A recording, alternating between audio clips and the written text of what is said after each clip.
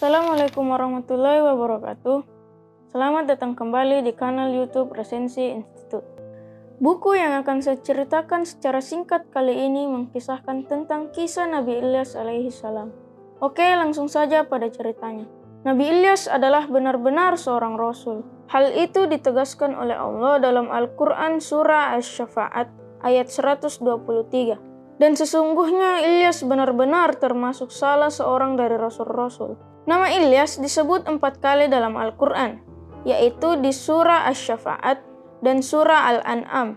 Nabi Ilyas adalah seorang yang saleh dan taat menjalankan perintah Allah Subhanahu wa Ta'ala. Sekalipun Nabi Ilyas adalah seorang yang bertakwa, ia hidup di tengah-tengah masyarakat yang syirik, yaitu menyembah berhala. Kaum Nabi Ilyas adalah keturunan Bani Israel yang tinggal di kota Baalbek. Kota ini berada di wilayah Lebanon. Mereka menyembah berhala yang dinamakan Baal. Allah mengutus Nabi Ilyas untuk berdakwah tentang tauhid yang benar. Nabi Ilyas diminta mengajak kaumnya untuk menyembah Allah Subhanahu wa Ta'ala.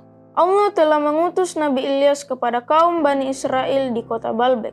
Nabi Ilyas pun melaksanakan perintah Allah dengan penuh kesungguhan. Nabi Ilyas menyeru kepada kaumnya untuk menyembah Allah. Namun, mereka tidak mau memperdulikannya. Sekalipun begitu, Nabi Ilyas tetap bersabar dan terus berdakwah.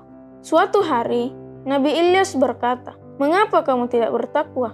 Patutkah kamu menyembah Baal dan kamu tinggalkan sebaik-baik pencipta, yaitu Allah, Tuhanmu dan Tuhan bapak-bapakmu yang terdahulu?" Kaum Nabi Ilyas tetap tidak menghiraukan perkataan Nabi Ilyas. Nabi Ilyas berkata kepada kaum Bani Israel, "Apakah engkau tidak takut dengan azab Allah? Engkau menyembah berhala Baal, padahal hanya Allah, Tuhan semesta alam, yang patut disembah." Kaum Bani Israel tetap tidak mengindahkan seruan Nabi Ilyas. Meskipun demikian, Nabi Ilyas tidak berputus asa. Kaum Bani Israel tetap menyembah berhala, padahal berhala tidak memberikan manfaat sedikit pun kepada mereka. Bagaimana mungkin mereka meminta pertolongan kepada berhala yang tidak bernyawa? Demikianlah, mereka menjadi kafir karena mereka tetap menyembah berhala. Nabi Ilyas terus-menerus meminta kaum Bani Israel untuk menyembah Allah. Namun, kaum Bani Israel tetap menolak dakwah Nabi Ilyas. Nabi Ilyas tetap bersabar. Suatu ketika, Nabi Ilyas berdoa kepada Allah supaya menghentikan hujan. Allah memperkenankan doa Nabi Ilyas. Selama 3 tahun, wilayah tersebut tidak turun hujan. Akibatnya, hewan-hewan ternak dan tumbuhan banyak yang mati. Kaum Nabi Ilyas mengalami banyak kesusahan. Nabi Ilyas berkata kepada kaumnya,